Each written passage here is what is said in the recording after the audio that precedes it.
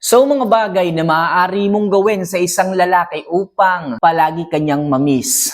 Oo mga kamamay, gusto niyo bang mangyari ito? Yung palaging tipong hahanapin kayo palagi ng lalaki. Yung tipong hindi siya mapakali kapag hindi kanya nakikita. Hindi siya mapakali kapag hindi kanya nakakausap. Ang sarap pakinggan, ang sarap sanang mangyari niyan.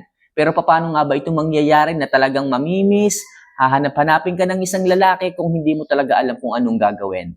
Well, mga kamamay, pag-usapan natin to at isi-share ko po sa inyo kung ano nga ba yung mga bagay at magandang gawin pagdating sa lalaki, sa inyong relasyon upang talagang oras-oras, hanap-hanapin kanya, oras-oras, gano'n na lang ang pagkamis niya sa iyo. So mga kamamay, bago natin to pag-usapan, bago ko po i-share sa inyo at tandaan ang aking mga sasabihin, huwag niyo naman po sanang kalimutan na mag-subscribe, mag-like at mag-comment na rin sa ibaba ng video na to para sa mas marami pang love advice na maaari ko pong ibahagi sa bawat isa sa inyo. Kaya mga kamamay, kung nakapag-subscribe na po kayo, nakapag-tanong na rin kayo, nakapag-comment na kayo, maraming salamat. At simulan na po natin ang ating topic ngayong umaga na to. So ano nga ba yung mga bagay na maaari mong gawin, i-apply sa isang lalaki o sa inyong relasyon upang lubos kanyang mamiss? So number 1, dapat at talagang kailangan na malinis ka at mabango kapag nagkikita kayo. Yes mga kamamay, sabihin po natin na nagkita na kayo. So sa first time ninyong magkikita, kailangan ibigay nyo na lahat kaagad o itodo nyo na kaagad ang bango, ang linis ninyo sa inyong sarili. Hindi po pwedeng makikipagkita kayo tapos hindi kayo confident sa inyong sarili. Teka lang, amoy pawis yata ako Naglagay naman ako kanina ng pabango pero nakalimutan kong deodorant. Naku, yari tayo dyan kapag ganyan. So make sure mga kamames, kung umpisa pa lang o simula pa lang ng inyong pagkikita, first time nyo magkikita, kailangan itodo nyo na. Yung first impression, yan ang tatatak sa kanya Paano kung naamoy ka niya? Naku, amoy araw to Naku, sayang yung babae, maganda, amoy putok naman. So mga kamamay, hindi ka niya mamimiss.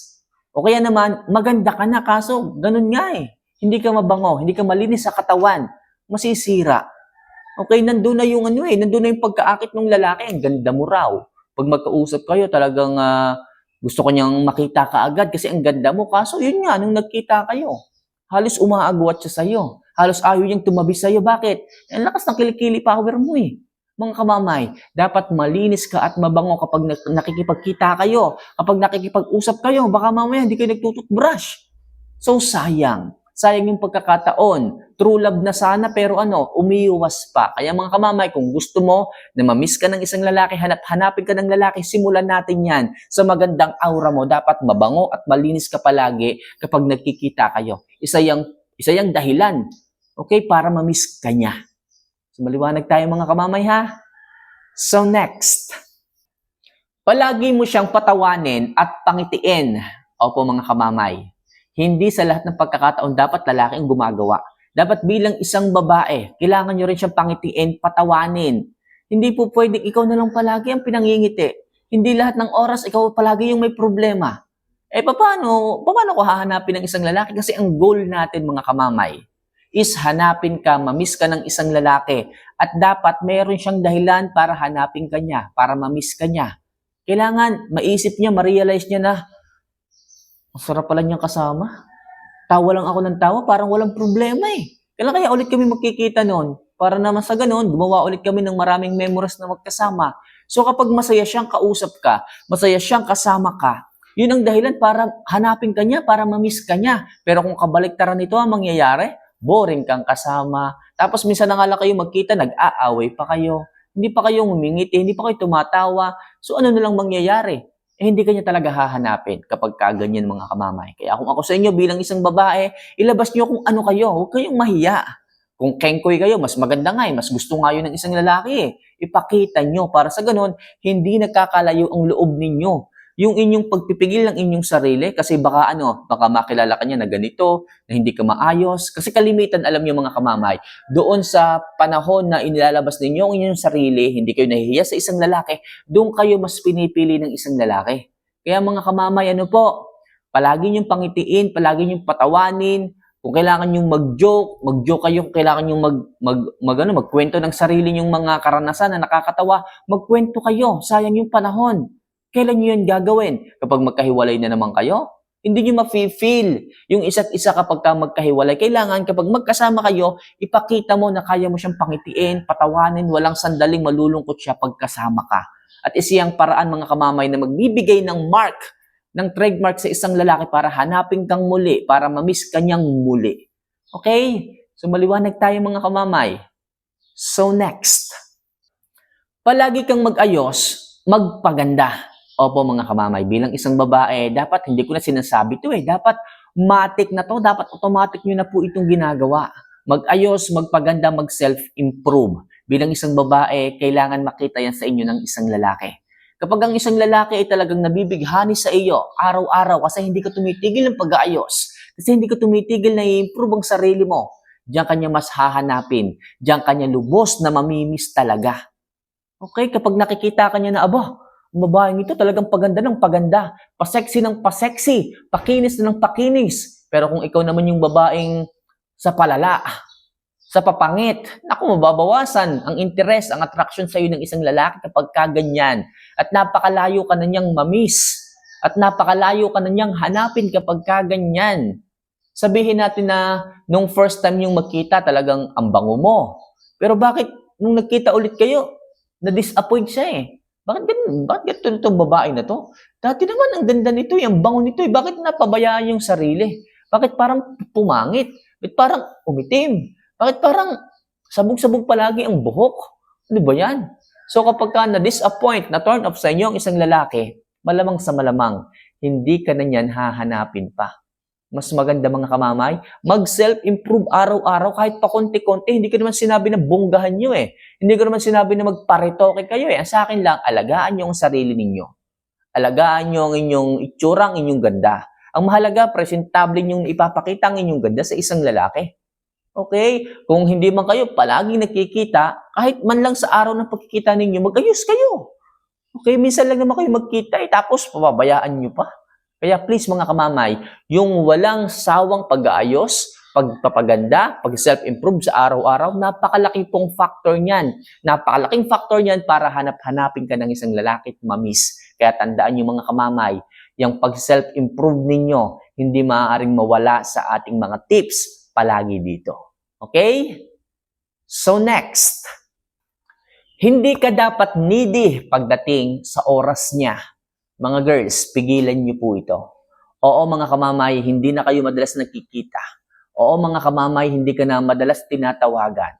Pero hindi ibig sabihin nito, nakalimutan ka na niya. Sabi naman niya sa'yo, babe, baka hindi ako makareply kaagad. Babe, baka mabawasan yung times na makikita tayo. Kung dati, 2 times per month tayo nakikita, baka ngayon, baka 1 time per month, hindi pa ako sigurado.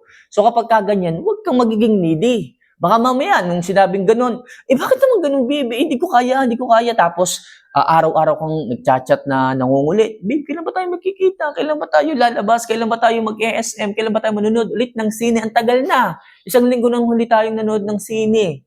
Ano na ngayon? 5 araw na.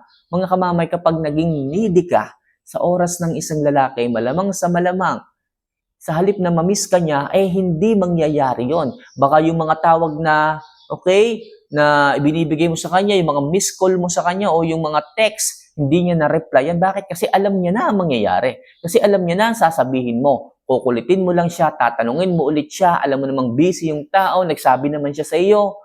So, hindi niya sasagutin yung tawag mo, yung message mo, hindi niya rin re-replyan. Kaya hanggat maaari, huwag kang maging needy, hayaan mong dumating yung time na yung lalaki makarealize na, si babe nga pala gustong lumabas. Halos mag-iisang buwan na pala kami nung huli kaming nanood ng sine. Mag-iisang buwan na pala nung kami ay huling namasyal. Kaya ako na yung gagawa, nakakahiya naman sa kanya. So, sa pagiging hindi mo needy sa kanya, hahanapin kanya, mamimiss kanya. Tapos pag tinanong kanya na, babe, pasensya ka na hindi na tayo nakakalabas. Sabihin mo sa kanya, babe, okay lang naman, naiintindihan kita Anong gagawin ko kung busy ka? At saka, hindi naman ako ganun kababaw na tao para hindi kita maintindihan. So, di ba, mas mamahalin ka ng lalaki kasi nauunawaan mo siya. Mas magigilty pa nga siya sa kanyang sarili na, ako yung lalaki pero ako yung nakakalimot sa'yo. Di ba? Mas mamahalin ka niya. Baka nga may regalo pa siya sa'yo So, huwag kayong maging needy. Huwag kayong maghanap ng masyadong maraming oras sa isang lalaki kapag kaganon. Nagsabi naman siya, sinabi naman niya na mababawasan ng oras niya para sa iyo, intindihin mo na lang. Kasi kapag hindi mo inintindi, away yan eh. Away kasi wala nga magagawa yung lalaki kundi unahin yung kanyang ginagawa. Oo, priority kanya. Pero syempre, pinapaliwanag niya kasi para sa pangarap niya yun. Okay? So, maliwanag tayo ano? And last, bawasan mo rin ang pagiging selosa mo. Kalimitan, sa isang relasyon, sa isang babae, ito yung hindi nawawala. Kesyo hindi raw nagpaparamdam yung lalaki, kesyo hindi raw nakikipagkita madalas yung lalaki, kahit nagsabi naman, pinagseselosan nyo na kaagad. Kesyo may nakausap na babae lang yung lalaki, pinagseselosan nyo na kaagad, which is hindi ko po nire-recommend na palagi kayong maging selosa kung ang goal ninyo ay mamiss, hanapin kayo ng isang lalaki. Malamang sa malamang, galit pa ang mangyayari dyan. Pag-aaway pa ang mangyayari dyan. Pagkakatampuhan pa ang magiging resulta dyan kapag masyado ka naging selosa. Magtataka ka, bakit kailangan niyang iwasan yung mga babae kung yun ang customer niya? Ahente siya ng lupa pero ayaw mong kausapin yung mga babaeng nakakausap niya. Pwede ba naman yun? Mga girls, ilagay niyo sa lugar ang inyong pagiging selosa. Okay, kung work-related naman, yung mga ginagawa niya, yung mga nakikita niyo, ba't kailangan niyo magselos? Yun ang profession niya. Yun ang ginagawa niya. Saka kayo magselos kapag nahuli niyo, naaktuhan niyo. Talagang nambababae, na may ginagawang milagro. Yan, saka kayo magalit. Saka kayo magselos. Pero kung hindi naman at may valid siyang reason, paliwanag sa inyo, wala kayong dapat ikagalit, wala kayong dapat ikaselos. Kasi yung pagselos talagang ganyan, yan talaga ang nagiging reason kung bakit talagang yung ibang mga lalaki sa halip na sagutin ang tawag nyo, hindi na. Kasi anong mangyayari? Tatanungin nyo lang, ihahatsit nyo lang. Ihahatsit nyo lang yung isang lalaki sa mga katanungan na wala namang katotohanan. Pinapatuga ninyo o pinapasagot ninyo yung isang lalaki sa mga tanong na wala naman dapat sagutin. Kaya please, yung pagkasilosa po ninyo, bawas-bawasan, iwasan, at piliing magtiwala muna sa kanila. Kung wala pa namang ebidensya, wala pa namang sapat o basihan, okay, na bagay pagdating sa pagsiselos ninyo, isang tabi nyo muna. Kasi isa yung paraan upang mamiss kayo ng isang lalaki. Bawasan nyo ang pagsiselos, mamimiss kayo ng mga yan. So mga kamamay, okay, sana naging malinaw. Sa mga gustong magpa-love advice, pwede niyo po akong tawagan, i-message at ako po mismo ang sasagot sa inyo, magbibigay ng advice pagdating sa inyong mga buhay pag-ibig. So, paano mga kamamay, mahal ko po kayo. See you for our next vlog. Paalam.